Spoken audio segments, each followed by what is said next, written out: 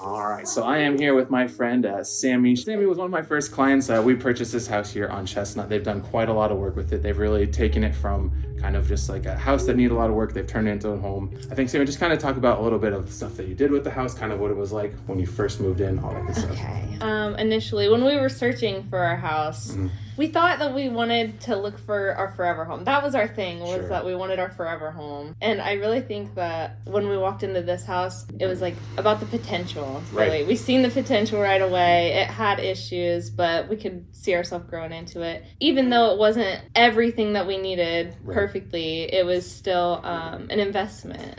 So. Exactly. No, and I think that's something that was exciting because you were really like my first property where we did kind of take that look at it, and you were able to take a house that wasn't like move-in ready. Had we were on a budget. Right. Yeah. So like it had a couple of small issues. I think like the roof was the big one, and you guys ended up kind of completely replacing that. We did. We went from slate to shingle. Okay. And then from there, we also got all new gutters. Then unfortunately the water line busted. Oh, no. So whoever's here next will never have to worry about a water line. So there's that as well. That's good. And I think Hunter was mentioning that he ended up having to kind of dig that all out himself and stuff. So makes sense there. That's why I keep him around. That's good. And so now that you guys have been in the house for a little bit, you know, like how has it changed from being in kind of more like an apartment lifestyle to like being a homeowner? Since this is your first time owning a home, correct? Yes. Okay, so kind of talk about it. It's a lot bigger, a lot more to clean. Right. Is that a good or a bad thing, you think?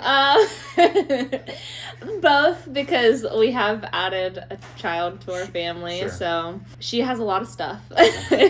But it's so awesome having a private yard, and she'll be able to run and play in it. And we were able to get a dog as well, which we really wanted to prior to living here, but it didn't seem fair to have a dog cooped up in a little home. That's definitely fair. Yeah. And then we've also made it our own and painted and replaced some of the floor, and yeah, we've really made it our home. And like I said earlier about the investment thing, like there's always the potential that we can rent it out in the future or sell it or just keep it in the family, you know, something to pass down to my daughter, which would be amazing. That's fantastic. And I think you guys are lucky because you like locked in at like a really good time with the interest rates where we did. Like I think a lot of people now are stuck at like 6-7%. So you know, it's one of those things. So on like more of the negative side of it though, like what kind of challenges have you seen living in a home like this? The water line. The water line. Yeah. You are responsible for everything that has to do with the house. But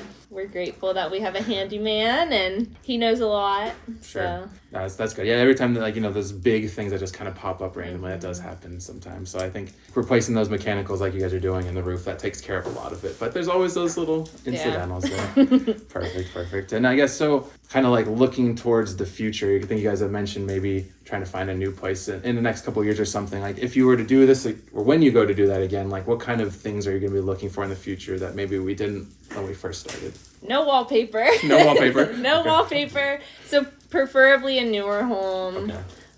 If it's in the budget, you know? Sure. We don't want a basement. Being in an older home, you're always worrying about mold and moisture, and it'd be nice to have a newer roof on it as well. Not slate. No. Slate is one of those things I'm kind of glad it's on the way out. It's so expensive and hard to deal with. And that wallpaper, like I think it's something not a lot of people really think about, and a lot of these old homes have because of the plaster walls and stuff. And like, what did you guys end up having to do to get all your wallpaper off?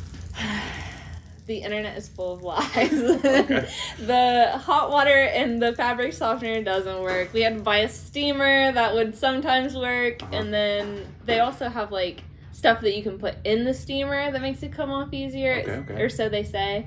But this wallpaper has been on for longer than I've been alive, probably. So it did not want to come off easy. Did you find any like cool messages behind anything? Like sometimes you'll like peel back like 5 layers and then like the kids wrote on the wall. No messages, but holes. We found holes in the wall under the wallpaper. Interesting. Yeah. Like someone had bore them or like I don't know. Or something? I don't know. Okay. I believe that it was an old school heating, like it was through the chimney. Okay.